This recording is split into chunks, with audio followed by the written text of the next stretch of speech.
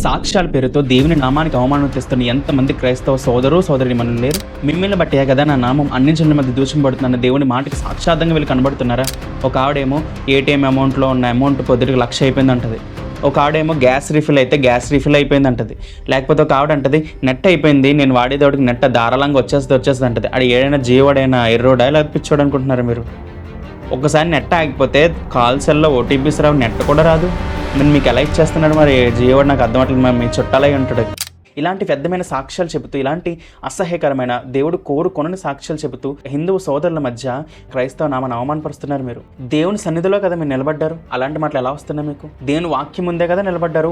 అబద్ధాలు ఎలా మాట్లాడగలుగుతున్నారు? పోనీ నిజంగా సాక్ష్యం జరిగింది అనుకుందాం, మీరు దానికి ప్రూఫ్స్ ఉన్నాయా? గ్యాస్ రీఫిల్ అయిపోతుందా మీకు? గ్యాస్ బండి నేను తెస్తాను, ఖాళీ బండ, గ్యాస్ రీఫిల్ చేయండి. నా దగ్గర ఏటీఎంలో 100 రూపాయలు ఉన్నాయి, ఏటీఎం కార్డు మీకు తెచ్చిస్తాను, 1,00,000 రూపాయలు చేయండి. అవుతాయా? అవ్వదు. అవ్వని విషయాలు, లేనిపోయిన మాటలు, సొల్లు మాటలు చెబుతూ క్రైస్తవ నామాన్ని అవమానపరుస్తున్నారంటే మీరు ఎందుకు ఇలాంటి మాటలు మాట్లాడుతున్నారు? మీ వల్ల ఎంతోమంది ట్రోల్స్ చేయబడుతుంది. క్రీస్తు నామం వ్యర్థంగా ట్రోల్ చేయబడుతుంది కదా ఈరోజు. ఇదా దేవుడు కోరుకునేది?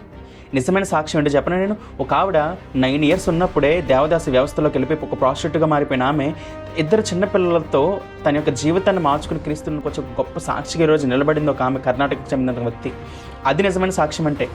క్యాన్సర్ బారిన పడిపోయి కోమాలో ఉన్న స్థితిలో ఉన్న ఒక మనిషి దేవుని యొక్క ప్రార్థనలో నిత్యం ఉంటూ ఆ కోమా నుంచి కూడా కోలుకుని, ఆ క్యాన్సర్ నుంచి కూడా కోలుకుని ఒక వ్యక్తిగా నిలబడ్డాడు.